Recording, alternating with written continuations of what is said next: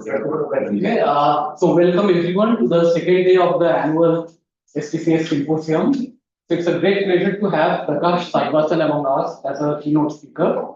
So Prakash is a faculty member at the Institute of Mathematical Sciences, Chennai, where he works on push-down systems and program verification and possibly more recently on string constraints. So on a more personal note, I know Prakash for quite some time, like more than a decade, I guess, when we were doing PhD at different institutes. And one thing I can say about Prakash is that something which has remained constant over all these years is his impeccable smile. And we are going to listen to his talk, which I believe will make us as happy as he is. So over to you, Prakash. Thank you, Bharat, for kind introduction, and thanks for inviting me and hopefully patiently listening to me for next 1 hour. So yeah, today I will be talking about verifying programs in something called weak memory model with persistency.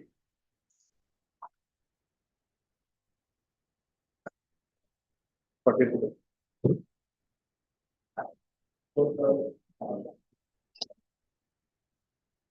Yeah, so the title seems a bit clear. So my outline of the talk would somewhat be to unravel these keywords in the title. So let us see what are the keywords in our title. So we have programs. First of all, we need to define what kind of programs we are going to verify.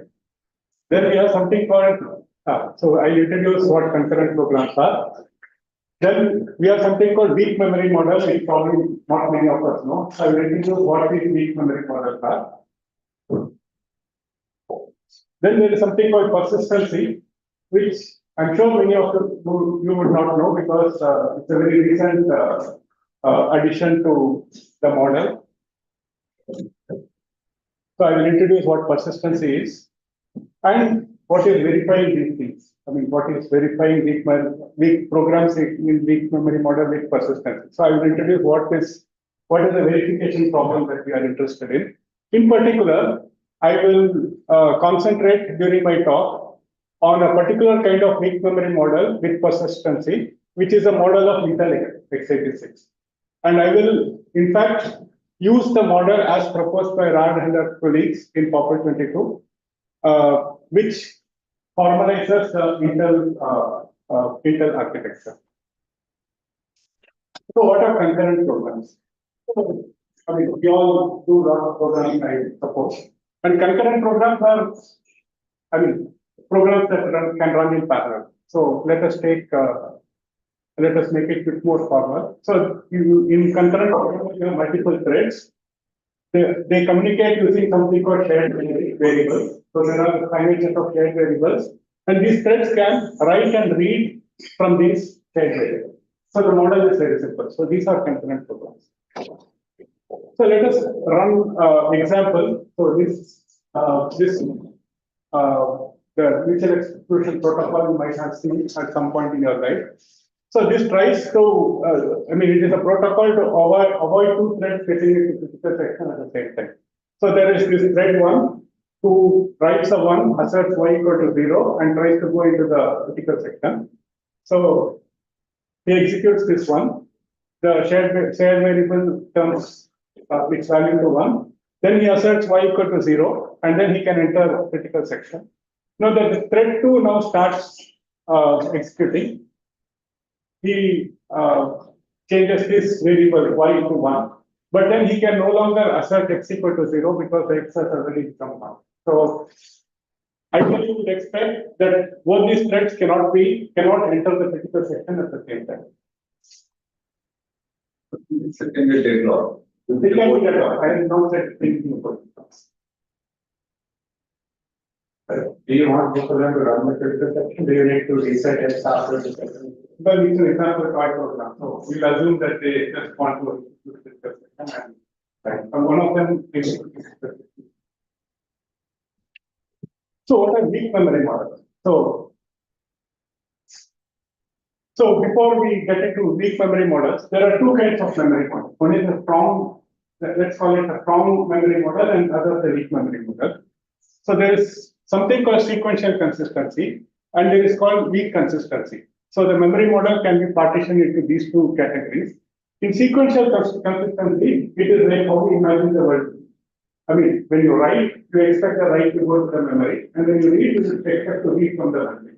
Whereas in weak consistency, the operations can be reordered. Well, I'm not sure if I should give the reason at this point, but let me try to give the reason at this point. So there are some operations which are very slow. I mean, for instance, the write to shared memory is much slower than read to shared memory.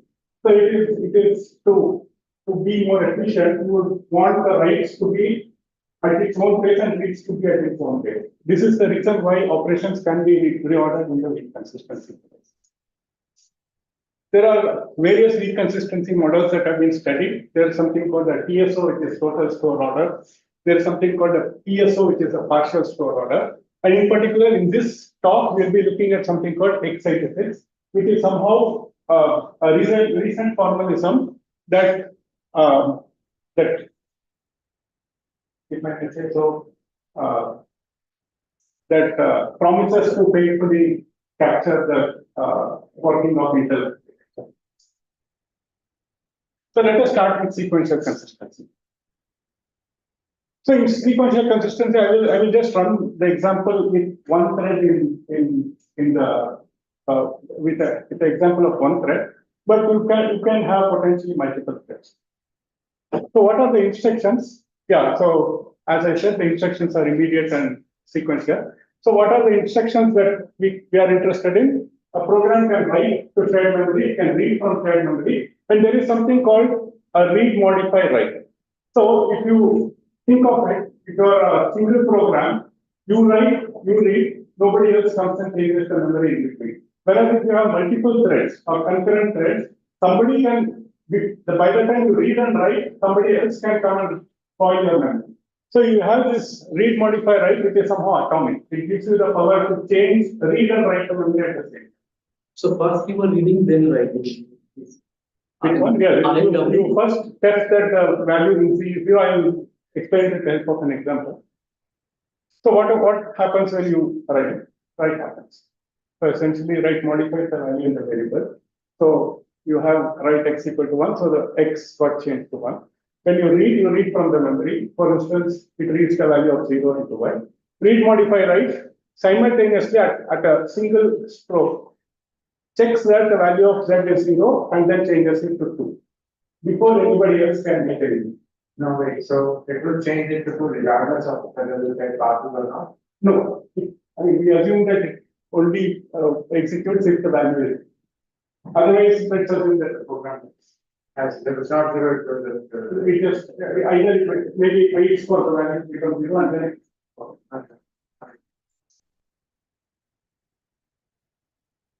Okay, so this is sequential consistency, but what we are interested in this talk is this weak consistency. So we will first look at what is total store order is. So essentially, I mean, to give you a perspective, whatever is running in your computer is actually something like a weak method. It is not like what we imagined the reads and writes that you expect a program to do. So in this, now we have a thread again. I will just take a single thread and illustrate this program. Now each thread is now equipped with a buffer, an unbounded buffer. And the idea here is the writes are buffered. So any writes, as I said earlier, the writes are slow, somehow a very slow operator. So the writes are put into the buffer and the reads are immediate. So I will tell you what is immediate means in a second. But essentially each thread is equipped with a store buffer and the writes now can be into the store buffer. And this is a FIFO buffer in concern, which is very dangerous. But we'll see that in the map as well. So what are the instructions that we are interested in? The instruction set, of course, contains all the sequential consistent, the instructions that we saw in the sequential consistency case. We have the write, we have the read, we have the ROW, but we also have something called a memory cons, which allows you to somehow simulate the sequential consistency. So what happens when you write? The write does not go to the memory immediately in this case. It is now buffered. By the way, I just want to caution all of you that this is not how it is being implemented in the hardware. So this is just a model that is the operational model that we work with. In the hardware, they may have a completely different implement. But this faithfully imitates that implementation. For instance, they cannot have an unbounded buffer. I mean, they will have some limitations for it, but we assume that the buffer is unbounded. In case that they will do a memory hence as another buffer. No. This is up to the programmer. So in the program, you can have a memory fund. So suppose you want to simulate a SC behavior, then after each write you can do a memory fund, for instance. Then you know that the memory. Well, I'm not going to what meaning of memory funds is, but memory funds essentially clears out the buffer. In some sense, it ensures that the buffer is filled. So when you write, the writes are stored into the stored buffer, and they are non-deterministically propagated to the main. So here, for instance, Non-deterministic. yeah, it can take its own time. So, okay. But in order. In order for this case. Okay, but we come to the next course. No, it's not non-deterministic completely. Pardon? But it's not say NP. Non-deterministic in terms of time. So, I mean, I will tell you why I use this word non-deterministic, because when I come to the read instructions are somehow immediate. So the read instructions are either read from the memory or from the buffer. Okay, either read from buffer or memory in that order. So if I find a value in the buffer, then the last such value, the later such value is picked and read. Otherwise, it is picked up from the main memory. Okay. So the buffer is part thread, every thread has. Buffer is per thread. Okay. So the read, suppose we have this read instruction, the read is now immediate, it just picks this x equal to 3. Even though x equal to 1 in the main memory, it picks the x equal to 3 from the buffer. The latest available write is picked from the buffer. And if it is not available in the buffer, for instance, if it is a read to the variable c, then it is actually picked up from the memory. Yes. So, for example, at this point, if there was a different thread that was also trying to read from X, it will read. It has its own buffer. It refers to its buffer. Yeah, if that was empty, it will read the value 1. It will read the value 1. Exactly. Yes. Question. Yes. Then when, so who writes to the same? The latest one is picked. The last write you made is picked. But only from your, some other thread might. No, from your buffer. You pick your buffer, you pick the last write that you made, and then it's what it is. So this is like the previous write has been flushed, like it is not. It is not flat. You don't get to see the previous writes in your buffer. You only get to see the last write that you have performed. And once it is flushed to the memory, then you can read others write. So till your own write has not reached the memory, you cannot read anybody else. You cannot somehow communicate with others. Actually, I mean, So, why do you non-deterministic again? Is this what? it is just over time. So it is not immediate. It is for, I mean, it can happen at any point of time. So, for example, no, it's not NP, that's not. No, it's just the. Like you don't have. There's no flexibility on how we can. Yeah. Yeah. The flushing of the buffer is not an argument. Yes, exactly. So And it could get flushed even partially, maybe 1 or 2 instructions may it get. could never get flushed off. Okay. There's all possible possibilities. So maybe I don't know if the word was wrong. So I was just asking. okay. So okay, maybe I come. So what is memory funds? I think I have to explain to you. So it just ensures that the buffer is empty, and it somehow or enables you to simulate a sequential consistency behavior. So after every write, if you do a memory funds, you know that the write has already reached the memory, and then you know that you have not used the buffer for 20 years. I mean, buffer is like one more. Very good. So let us now run the Decker's protocol that we saw earlier on this system. So what happens when you do a x equal to 1? it goes and stays in the buffer. Assert y equal to 0. So it wants to read the value of y, but it is not in its buffer, so it can go and fetch from the memory. So it enters the critical section. Somehow my pointer is not letting me factor. No, okay. And then when the other thread does y equal to 1, it gets stored in its buffer, and then it asks to read, it tries to read from the memory. There is no x in its buffer, so it can read the memory from, it can read the value from the main memory and it can enter the critical section. But what is the moral of the story? The moral of the story is that correctness in SE does not automatically imply correctness in each memory model. So you need to do more to verify that the program is correct. No, but that is not the point, no, because you want to run your program fast. I mean, and we all know that if our browser doesn't fit out answer in 1 minute, we are expecting something. So these are different different kinds of weak consistency that different architectures have employed. So there's also something called the partial store order, which is very similar to PSO, but it has more relaxation. So in PSO, there's one more instruction SF which I'll come to, but otherwise it encompasses all the instructions that were there in PSO. So again, I will explain it with respect to a single thread. Now we also have a store buffer here. So the writes are buffered as before. They are propagated to memory in its own accord. But the point here is, now the variables there is no ordering among different variables. So write to a different variable can somehow reorder with the write between two different variables can reorder. Now, write between same variables cannot reorder, but write between two different variables can reorder. For instance, the write to Z can overtake the write to Z and reach the memory first. But if you want to simulate a total store order that we saw earlier, there is a fence that can allow you to do that.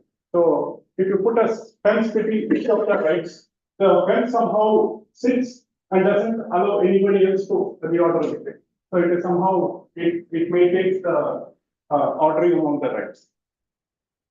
Yeah, so for instance, the y equal to 1 cannot now directly go to the memory because there is a SF or a store sense that is sitting ahead of. So these are like before. The read again is from the buffer. It reads the latest available value from the buffer. And the memory funds is like before. It allows you to simulate an SC behavior. And the read modify write essentially it's like a seed where you modify so essentially I should say that we modify write both in this partial store order and total store order, ensures that the buffer is empty and then goes and modifies the memory directly. So it reads and writes the memory directly when the buffer is empty. So this RMW, it will not read from the buffer. No, the RMW is possible only if the buffer is empty. And the memory fence, it will flush everything to the memory. Yes, in that order. In the order as given by the partial store order. So essentially, it doesn't tell you the memory fence just ensures that the buffer is empty. So I mean, if there was a x equal to 1, y equal to 1, then the y equal to 1 can go before x equal to 1. There is no. It is still the partial store order. It just ensures that the buffer is empty. That is all it does. So when you have the memory fence instruction, then it will. It ensures that the buffer is empty. When it is executing, the buffer is empty. So why have this memory model? This answer I probably gave it earlier. So sequential consistency has this atomic operations, and weak consistency has the operations that can be reordered. While sequential consistency is simple and intuitive, it is expensive to implement it. Whereas the weak consistency, it is optimized for efficiency, but it is very complicated. So I have this famous figure. So the sequential consistency is like for expectations, and the consistency is essentially what is reality. Pardon? Usually this diagram is how many thought or So now what we are interested in is inter-x86 architecture that was proposed by Rad and her colleagues in one of the public papers. And then we now lift this, or we faithfully lift this model, and then now we wanted to verify on this model. So, I mean, the buffer part of it, I understand with respect to efficiency and at least it's not morally changing what the program is doing. Yes. But somehow the partial stored order just feels like, the instructions can potentially get executed in a different order. It's Just not not, always better, no, it is only the instructions to different variables. So you see the order is maintained across the same variable. So if I write a x equal to 5, x equal to 2, I understand, but for example, if I was executing a certain branch after I read variable Z, and then I started reading X or Yes. whatever. yes, But now you were saying that I could have potentially read X without even reading Z. yes, that is why you have the SR. So if you want to do such instruction, then you better put an SR. So that there is no reordering. So you are giving the programmer more power, which is bad thing, I would think. Yeah, you're putting more expectations on the programmer. You're putting expectations on the scientific they give us the job. Okay, so the Intel x86 architecture is somehow two-stage architecture. You have a memory model and a persistency. Okay. Somehow in my mind this came much later. So you have a memory model and a persistency part. The memory model somehow is much more. It gives even more power to it somehow combines the behavior of both PSO and PSO. And we'll see what this persistent system is.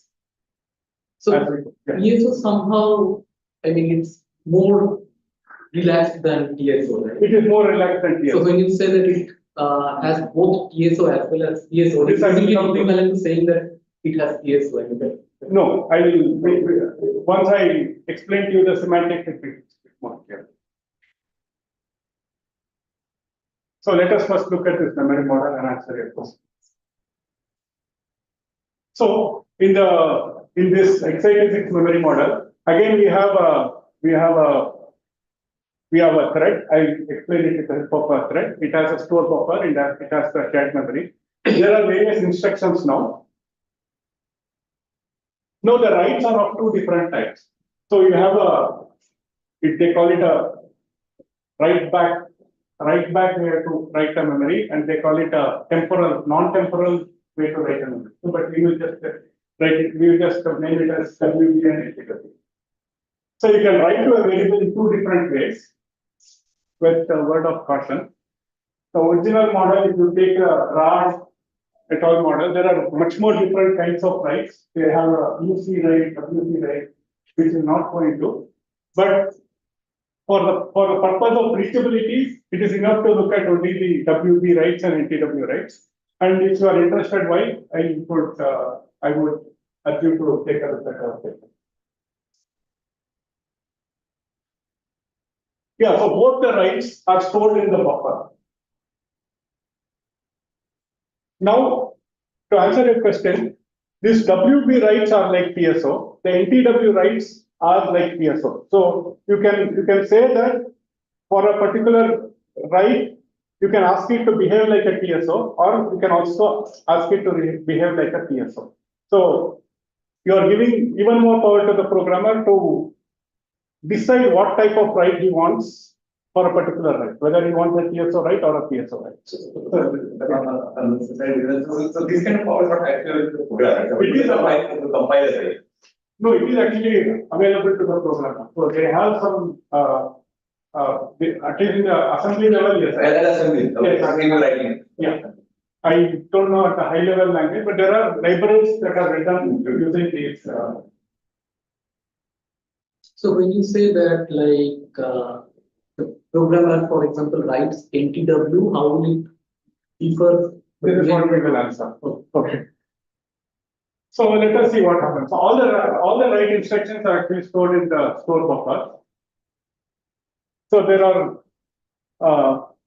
So the thing is, NTW writes reorder with writes of every other way. So be it WB or NTW, it can reorder with writes of any other variable. It just looks at whether there is a write of the same variable below, I mean, ahead of it. If it is not, then it can actually go to the limit.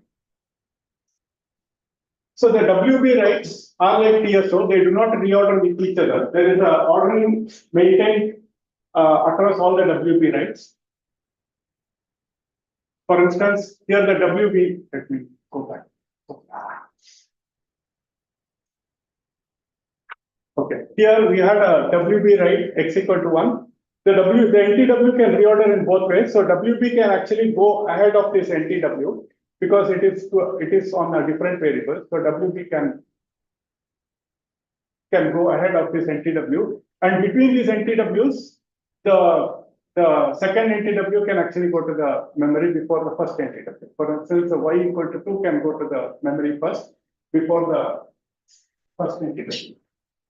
But if you want to disallow this behavior, then you can actually use fence. You can use a SF fence or FL fence. At this level, SF fence and SF fence have no difference. They behave the same. As soon as you put a SF or FL fence, they just sit there and then disavow immediately. So, yeah, No, I was trying to think about. I'm trying to interpret this as, see, if I have a certain buffer, what instruction is allowed to get flushed?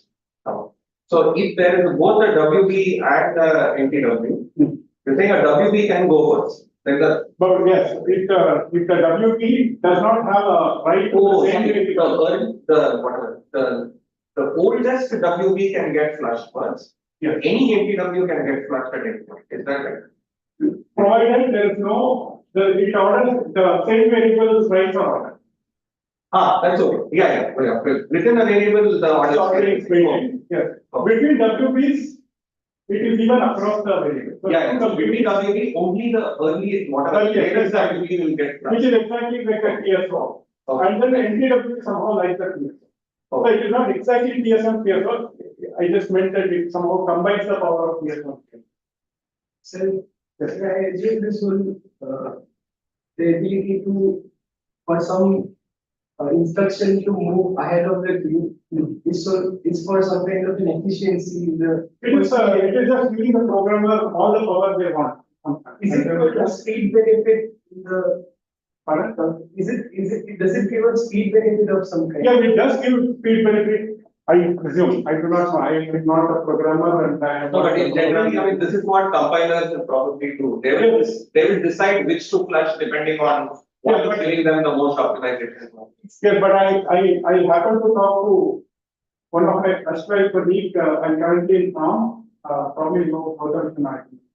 Yeah, so he was saying that these NTW writes are actually ones that are used by this video, the gaming programmers quite a lot because they somehow do not care about the occurrence of frames probably. I think it can come in out of the control. But these NTWs are essentially used by these gaming programmers quite a lot. Even if the order does not match this, if you follow the same order and the writes are happening at the same speed, you will ultimately run the program in the same time, right? Not necessarily, no. You want some flag to be immediately visible, but other flags can be, for instance, can go at their own rate. Then you probably want. So the efficiency will matter only when you have multiple threads. Yeah, efficiency matters only when you have multiple threads. Yeah. Yeah, FL and SF disallow any reordering, so you can actually simulate a TSO if you want. If you want to be safe. These FO and SF is a bit ugly. I will not essentially consider it for this particular talk. So, but essentially, this FO is a bit ugly because it can reorder with any instructions except for SF and a later write. It's okay. Yeah, but I think it gets ugly if I get into it. I will just keep it up aside for that. And in fact, all the horror stories because of this in our paper. So if you're interested. So essentially, this FL and FO does not have any effect in this x86 semantics, but it has meaning in the persistency semantics that we will put in the middle. And FL is like SF in x86 semantics. But what is persistency? So persistency, you can think of it as a write arcaining mechanism. So any write that the memory model performs, right? So when I say write, it's performing a write, it reaches the main memory. Any write that reaches the main memory is somehow captured by this persistent system, and it is arcane. It tries to record this write. And it can have complicated reordering mechanism. And if you want to disallow this reordering mechanism, if you remember my previous slide, we had some sensors, FL and FO. This can allow you to impose ordering on these, on the kind of reorderings that can happen here. And why do we need this persistency mechanism at all? So, but before this, since this persistency needs to archive writes and fences, these writes and fences from the memory model or the consistency model is visible to this persistent system. So only these writes and fences are visible. So whatever writes and fences that the program performs in this model is actually visible to this persistent. But why do we need this persistency model? So this is useful in case of a crash. This is somehow non-volatile memory. So every write that is being done here is now recorded in this system and in a persistent memory in some sense. And when a crash happens, this persistent memory is copied to the main memory and the computation restarts something. So it is somehow so that you don't lose a lot of work in case of the crash, and you can restart from some logical point. Okay. Very good. Yeah, so let us look at this persistent system. We already looked at this x86 system, so let us look at what this persistent system has in store for us. So, like before, this persistent system also has its own store buffer, or what is called a persistent buffer. So it is the writes and fences that the x86 memory model can perform is visible to this persistent system because it is written better. So somehow it records the writes and then fences allow it to disallow the record. So yeah, so there is also a persistent store because it has its own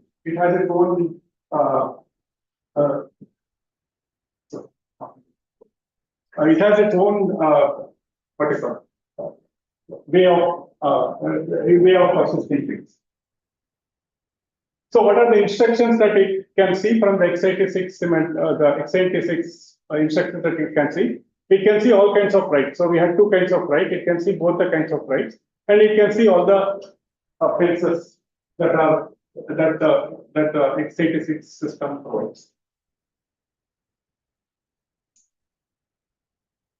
So what happens when a WB type of write is performed? The WB type of write, when it's performed, is buffered. And I mean, it somehow behaves like a PSO, if I may say so. So there is no ordering across the variables, but it persists the writes to the same variable in order. So this is how it reorders. Or this is how it reorders in the paper of Prakash. I mean, they provide us different one. So these writes are propagated at the full pace. So for instance, y equal to 3 can go before x equal to 2 and so on. So what happens if you have an NTW write? So the NTW writes expects that there are no pending writes to that variable to be persisted. So for instance, if I get so it ensures that no pending writes on that particular variable. For instance, if I have a NTW z comma 1, then it ensures that all the writes to that variable are flashed. For instance, here it waits for the Z3 to be flashed before it can persist. And only then does the NTW actually return in the persistency in the x86 form. What does FL do? FL is like NTW, except that it does not do a write. So it ensures that there are no pending writes. There are no pending writes on the variable. So this is for us. And SF and FO are again a bit ugly. I will just tell you why it is available. So FO is buffered with the thread information, and SF ensures that no pending FO of the executing thread is present in the buffer. So this is a bit more loaded. So I will just give you a simpler reason why this FO and SF are there. So it ensures that any write prior to that FO that was executed is persistent. So once you have an SF, it ensures that all the writes that were executed before the last FO that the thread performed is already persistent. So this is what it does, but we will again not consider any of the SF FO in our talk. Yeah, so what is verification? Why is there no provision to like throw away the unnecessary writes? Like I write But say to the same memory 100 times. I don't need all the 99, right? Only the latest one. you have to I mean, you have all the other things like swapping, this thing, that thing, but this is like you are flushing and wasting a lot of time. Yes, but you have to talk with the intelligent engineers there. This is the model that they have and we got with this model. So I do not know the reason why they don't allow you to throw away sometimes. Also, these writes to the persistent system, does it block the other The WB writes buffer, so they go into the buffer and then immediately return. But NTW waits for the buffer to be flat. I mean, at least the writes to the same variable to be flat. So NTW is blocking. Yeah, so it's blocking as a numeric model. Yes.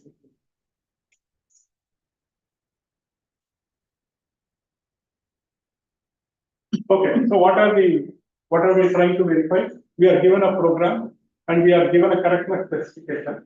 And then we want to check whether the program satisfies this correctness specification with respect to the memory model that we are interested in. For instance, you can ask, given a program, does it satisfy the correctness specification under TSO? Given a program, does it satisfy correctness specification under a TSO? So you can specify the system in which you want the program to run, and then ask whether it satisfies the correctness specification. So, for instance, the correctness specification could be mutually exclusive, like two threads do not go into the what you call it, critical section. So, for the purpose of our talk, we will only consider safety specification, which you can forget what safety specification means. It just translates to reachability. Okay, so we are interested in given a program, can we reach a particular location in the code? This is what we are interested in. So, what is more about the classical memory models? That you saw. So the sequential consistency is like, you can just think of it as product of n finite state of this. Whereas it's TSO and PSO somehow are very, very hard to verify. They are non-primitive recursive, and essentially they can be simulated by Rossi channel and can also simulated by what is that?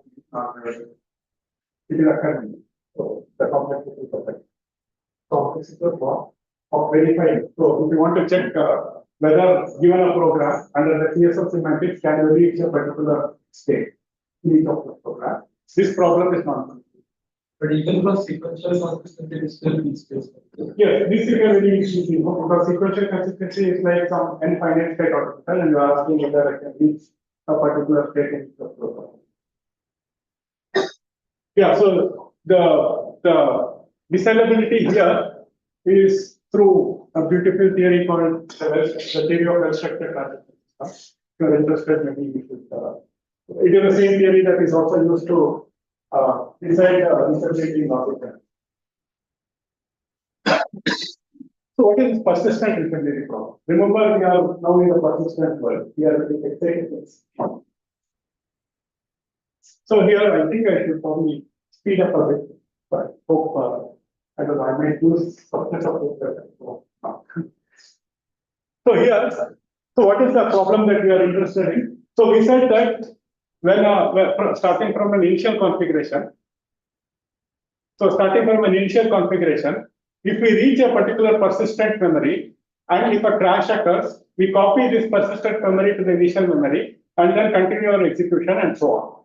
So now we are asking whether a program can reach a bad state or a final configuration in presence of these crashes. That is, start from initial configuration. Can you reach a persistent memory? Crash occurs. Can you start from that persistent memory, go to another persistent memory, crash occurs, and so on. And from some reachable persistent memory, can you reach a final configuration? So there are two components here. So we want to check whether a persistent memory can be reached from the initial configuration, and whether starting from some reachable persistent memory, can you reach a final configuration? So there are two aspects. We call this the persistent memory reachability and crash-free reachability. And in fact, if you can solve these two problems, then you can also solve the persistent reachability problem. So we will. Here your input is given any program, whether You are just given a program, and then you are given this consistency model, and you are asking whether, and you are given a program, and in each of the program a location, and you are asking whether they can simultaneously reach these locations. This is the question. So this is the final. these locations or which In the program, you are given some bad locations, Okay. and then you are asking whether you can reach this. So we have this persistent reachability, we have this cache-free reachability, and we'll first look at how to solve this persistent. So for interested, so I will just give you an overview and maybe even a briefer overview because moving to the time. So if you're interested, you can take a look at this paper of ours, and this is a joint work with Parosh, Saudi, Ahmed, and Usman. The same paper. So the one of the papers that I mentioned was the model that we started with. This is by different set of authors. This is the Rara and her colleagues. And this is our paper that is this. Yeah, so this persistent reachability problem. What we will show is that it is enough if you just care about the crash-free reachability. The persistent reachability actually regulates for the crash-free reachability program. But in a new program, you'll see this.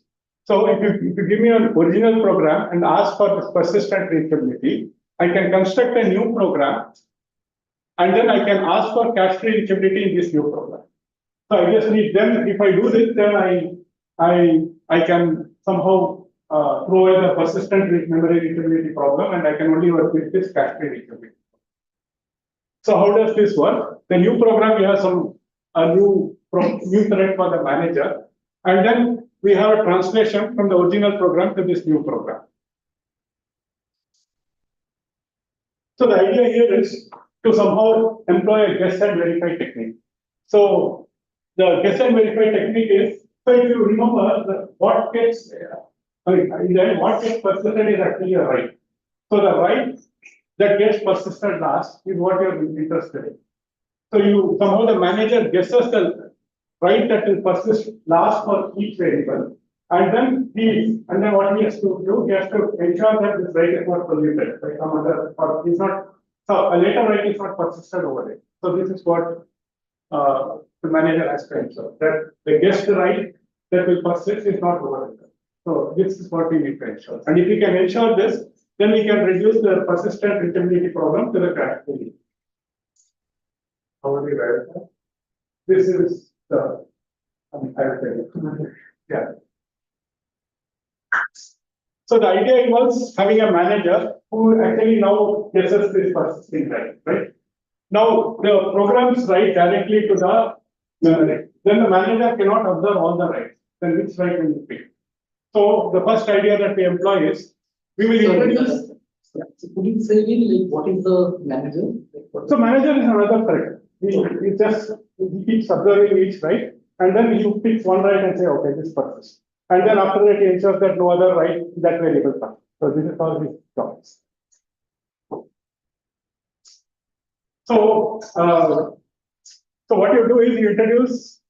So what the idea that we employ is, since the manager needs to know all the rights, so we employ a first thread copy for per thread copy of the memory. So we replicate this replicate this main memory for each thread, and the threads now write to this copy instead.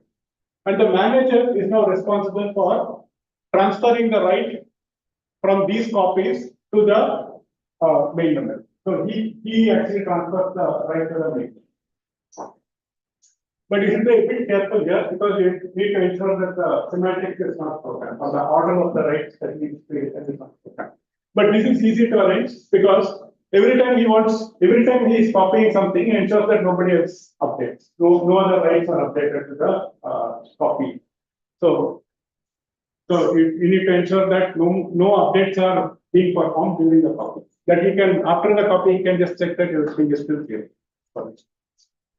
Now the reads, now you also need to ensure that each of the thread now reads correct value. So the thing is, they first read from the copy. If they do not find the value, then they go and read from the memory. So this is the protocol they employ. The manager not. Yeah,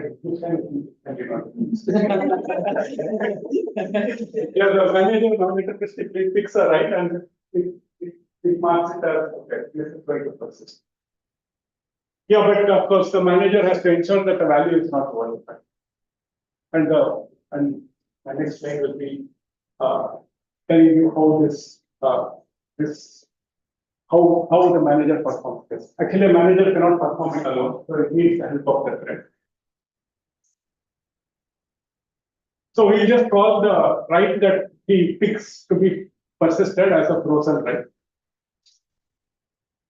Now, what this manager does is he looks for bad patterns and they identify the bad patterns and say that okay, if these bad patterns occurs, then I mean our case was wrong. So the thread legs, and we look for an execution where none of this bad pattern is died. So these frozen writes can be spoiled by certain bad patterns, and manager tries to avoid these bad patterns. So what are the different kinds of bad patterns? So for instance, suppose I freeze a write. The manager picks a write and says, okay, this is going to be frozen. And suppose an NTW write occurs later. If you remember, the NTW write directly goes and sits into the persistent memory. It directly persists. So you cannot allow it. You cannot allow this bad pattern to happen. This we call as the NTW spoiler. But you see, there is difficulty here also. That NTW, the manager can list this NTW write because we have a single variable, copy variable, where the thread writes. Thread can write an NTW and then it can just write a WB. So manager cannot observe all the writes of to a single variable by a program. So we have certain way of dealing with this. What is the other spoiler that is easy to explain? So suppose I have a frozen write. There was a write. In the original semantic, this goes and sits in the persistent buffer. And if there is an FL, the FL will force the buffer to be empty, right? Force all the writes to that variable to be flat. So this FL will actually force this write to persist over this write. So we don't want this backpack. So this is something called the FL spoiler that we introduced. And there are other spoilers that, okay, there are two problems here. Firstly, that manager cannot observe the FL operator. But this is easy to arrange by just also tagging the FL with a write. And another problem is these writes and the FLs need not be from the same thread. I mean, other thread can make the write and the FL can be from a different thread. Again, I will not go into how we solve this. And there are other spoilers involving this FO and the whole horror story is here. And I will not go into this part. Yeah, so how do we detect the spoilers? The thread somehow speculates the position where the manager will freeze. It speculates the freezing point for each variable and then tracks all spoilers after this freezing point. And the manager verifies that speculation is correct. First of all, the speculation is correct and ensures that the spoiler is not so. But this is not as easy to, I mean, it's not as simple as what I said, particularly because there is reordering. So you cannot just you cannot put your hand and say this is where this position in the buffer is going to manager is going to be. So there could be operations that can reorder this. But if you have not got much of it, what is the moral of the story? It is that persistent memory can be reduced to cache-free. How do you show, maybe this is not something you answered back here, how do you show that these, I think I had an spoiler and maybe one more, how do you show these are all spoilers? This is the order story function. So you can say that if these spoilers do not occur, then you can actually have a, if you have a run there, then you can actually have a run there, where the persistent memory is behind. And if you have a run without, if you have a run there, then none of these spoilers occur and you can actually build a run there. And also, yeah. Okay, what about this cache? Now that we have thrown in this persistent visibility, now we are interested in this cache. So unfortunately, cache visibility is We go after that one slide, sorry. This code was activated by John was Yeah, this code was activated John on the last. So maybe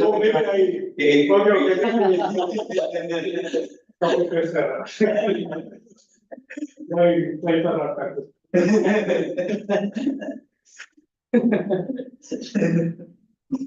Okay. So, but Previous slide, the same.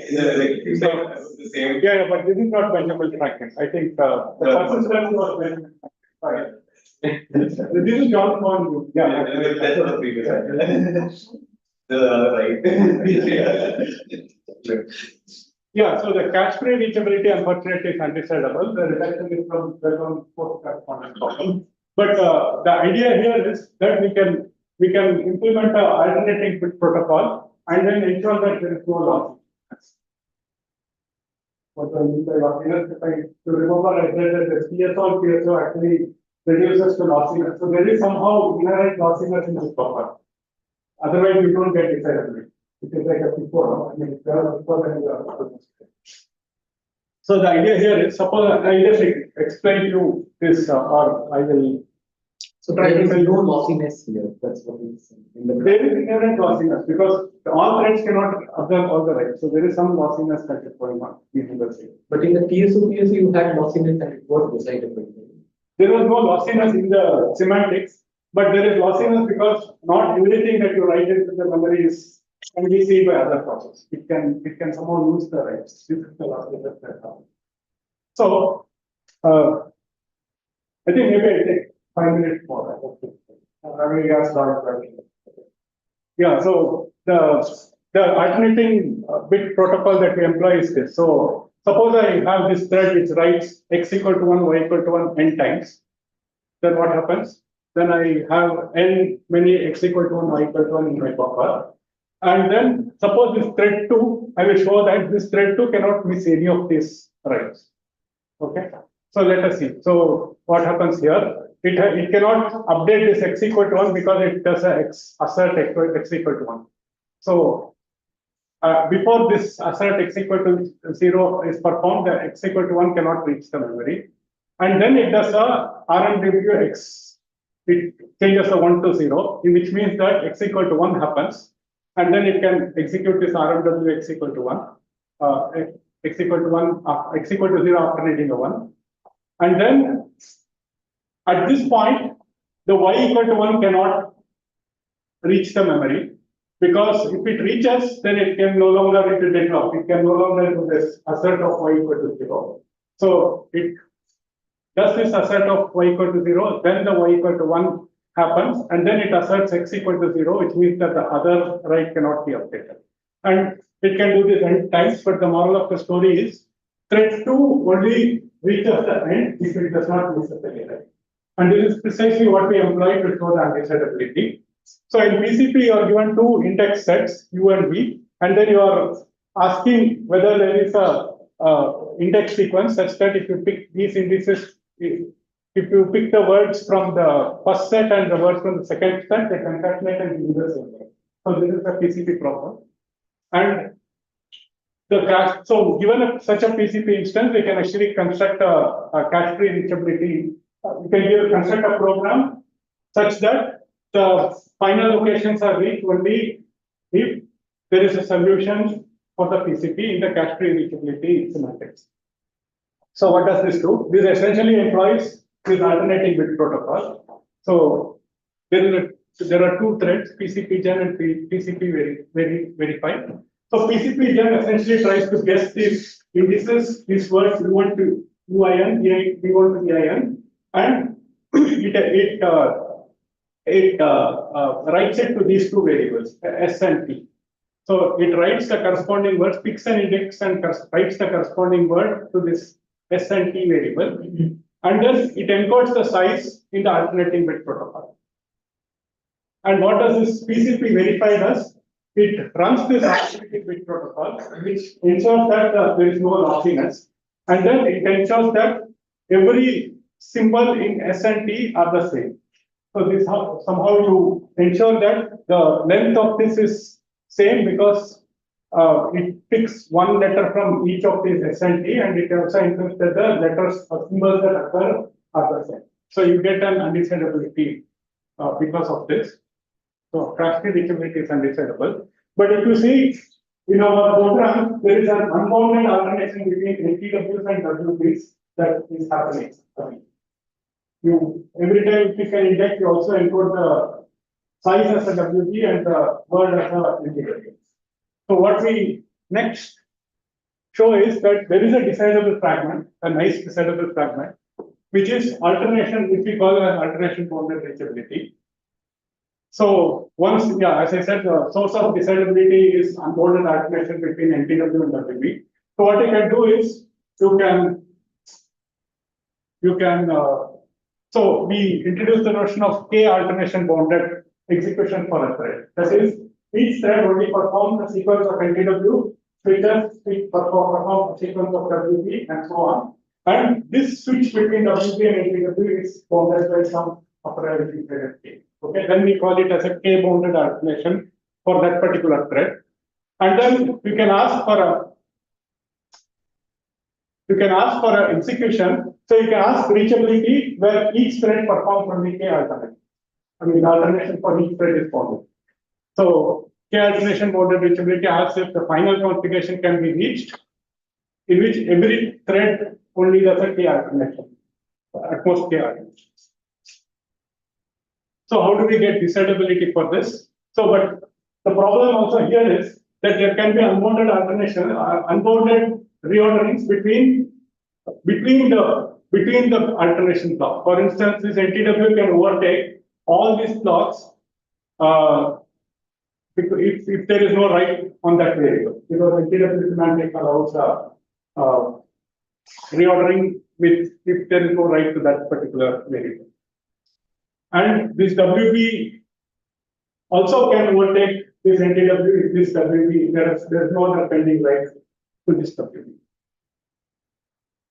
But the good thing is, each of these NTW and WBs by themselves are like PSO and PSO. So these NTWs are like PSOs, WBs are like PSO. And what we show is it is enough to maintain some finite interface between these blocks. And if you can capture this finite interface, then you can ensure that there is no bad behavior between the blocks. So what we show is that you can reduce the reachability of this cache tree reachability to reachability on a PSO system by running these blocks in parallel. For each thread, we have, a set of PSO threads. But as I said earlier, the later blocks depend on the earlier blocks. So what we do is we introduce a manager and who essentially observes all the writes that happen. So we have a local copy of memory for each thread, and the manager is responsible for transferring these writes to the main memory so that he can observe the writes, and then he can ensure that the ordering between the blocks are made. Essentially, he ensures that the later WB does not overtake the earlier WB.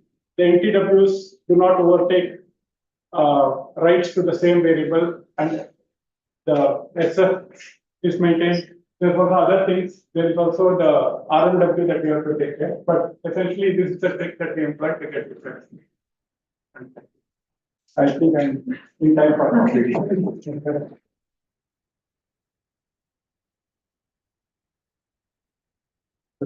Questions? The hierarchy by number of alterations, like, is it like K alteration is 50 more powerful than K plus 1 percent probability? In terms of complexity, they are all bad complexity. No, I don't decide, but like, is there some kind of Okay, I don't know how to. I'm not very sure. So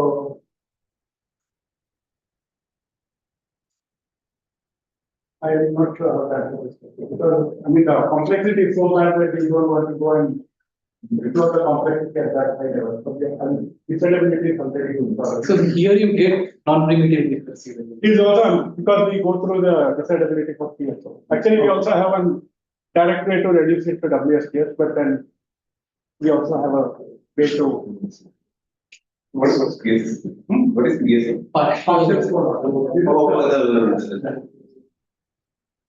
Other questions? So I have a quick one. So all these things like these memory models that also bring a lot of burden on compilers, right? Because as a high level programmer, I may not be aware of like what is the underlying memory model, and I must just be writing the same program for sequential consistency as well as for But if you write the same program for sequential consistency and a high level, there are bound to be bugs, but yeah, you have to be aware. But yes, I agree with you that the compiler is one who actually decides. So there are also some research which goes on what is sufficient fencing so that something bad does not happen. So that given a specification, how many fences do you need to insert so that the specification is not spoiled.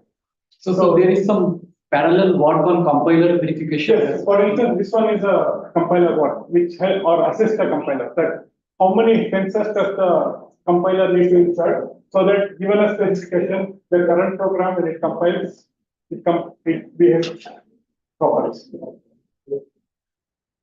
Okay, so I'll request the organizer, Raghuvansh. No, it's yours. So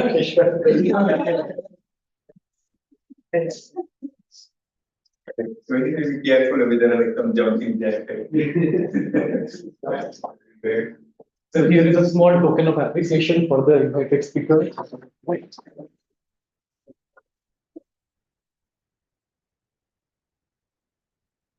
So we are going for these snacks, and then we'll come back here at 11.